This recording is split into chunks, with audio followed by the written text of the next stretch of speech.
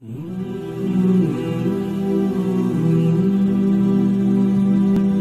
سے تقریباً 1500 سال پہلے جب عرب میں انسانیت ختم ہو چکی تھی، لوگ غلاموں کو حقیر سمجھتے تھے، چھوٹی بچیوں کو زندہ دفن کر دیا جاتا تھا اور بتوں کی پوجا عام تھی، یہاں تک کہ کعبہ میں بھی بت رکھے ہوئے تھے۔ اس وقت یہودیوں کو پتا تھا کہ بہت جلد ایک نبی آنے والا ہے جو کہ اس پوری دنیا میں انصاف قائم کرے گا، کیونکہ بائبل میں یہ لکھا تھا کہ احمد نام کا ایک نبی اس دنیا میں آئے گا، جو کہ آج بھی بائبل میں لکھا ہے۔ یہودی اس وقت نبی پاک صلی اللہ علیہ وسلم کا اس طرح سے انتظار کرتے تھے جس طرح آج ہم امام مہدی کا انتظار کرتے ہیں۔ آخرکار 570 عیسوی کو نبی پاک صلی اللہ علیہ وسلم پیدا ہوئے اور اسی دن کعبہ میں رکھے سارے بت خود سے ٹوٹنے لگے، اور پارسیوں کے مندر میں لگی آگ جو کہ ہزاروں سالوں سے جل رہی تھی، جسے ایک بار بھی بجھنے نہیں دیا گیا، وہ بھی اچانک سے بجھ گئی۔ اور اسی طرح بہت سے معجزے ہوئے کیونکہ یہ کفر کے زوال کا اعلان تھا۔ نبی پاک صلی اللہ علیہ وسلم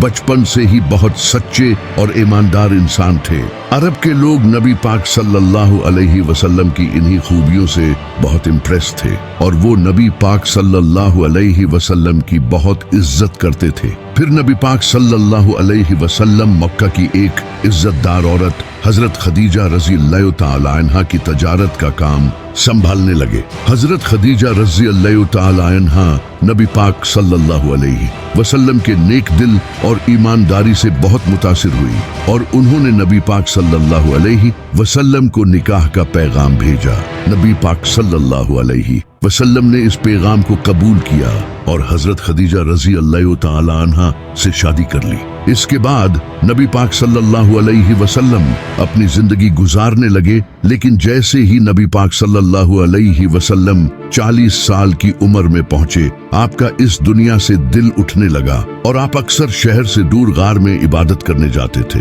پھر ایک دن نبی پاک صلی اللہ علیہ وسلم پر پہلی وحی نازل ہوئی۔ نبی پاک صلی اللہ علیہ وسلم کی نبوت پر سب سے پہلے امام علی اور حضرت خدیجہ رضی اللہ تعالی عنہا ایمان لائے، لیکن دوسری طرف وہ لوگ جو نبی پاک صلی اللہ علیہ وسلم کی عزت کیا کرتے تھے، وہ سب آپ کے دشمن بن گئے اور آپ کو مارنے کی دھمکی تک دینے لگے۔ عرب کے لوگ صرف نبی پاک صلی اللہ علیہ وسلم کے ہی نہیں بلکہ جو بھی اسلام لاتا اسے مارتے پیٹتے اور ظلم کرتے تھے، جیسا کہ ابو سفیان اور ابو جہل۔ یہاں تک کہ ایک بار تو مکہ کے سارے لوگ نبی پاک صلی اللہ علیہ وسلم کو مارنے آپ کے گھر تک آ گئے، لیکن نبی پاک صلی اللہ علیہ وسلم کے چچا ابو طالب اور حضرت خدیجہ رضی اللہ تعالی عنہا آپ کے ساتھ کھڑے رہے، کیونکہ نبی علیہ السلام بچپن میں ہی یتیم ہو چکے تھے، اس لیے آپ کے چچا ابو طالب نے آپ کی حفاظت کی۔ لیکن پھر 619 عیسوی میں ایک ہی سال میں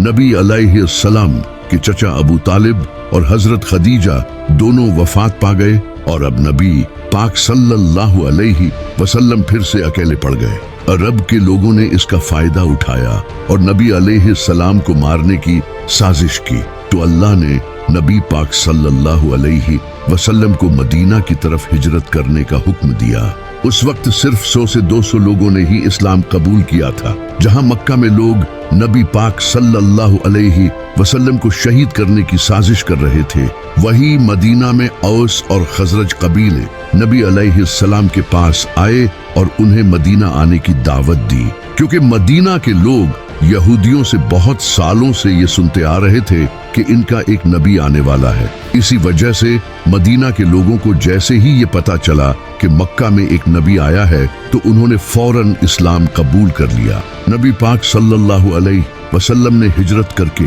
مدینہ جانے کا فیصلہ کیا، اور آہستہ آہستہ مکہ کے سارے مسلمان مدینہ شفٹ ہو گئے۔ پھر ایک دن ابو سفیان کچھ لوگوں کے ساتھ نبی علیہ السلام کے گھر آیا آپ کو شہید کرنے کے لیے، لیکن انہوں نے دیکھا کہ بستر پر امام علی علیہ السلام سوئے ہوئے ہیں، کیونکہ نبی پاک صلی اللہ علیہ وسلم نے امام علی علیہ السلام کو مکہ کے لوگوں کی امانتیں واپس کرنے کے لیے چھوڑا تھا، اور نبی علیہ السلام حضرت ابو بکر رضی اللہ تعالی عنہ کے ساتھ مدینہ روانہ ہو چکے تھے۔ لیکن نبی علیہ السلام نے مدینہ جانے سے پہلے 3 دن غار سور میں قیام کیا۔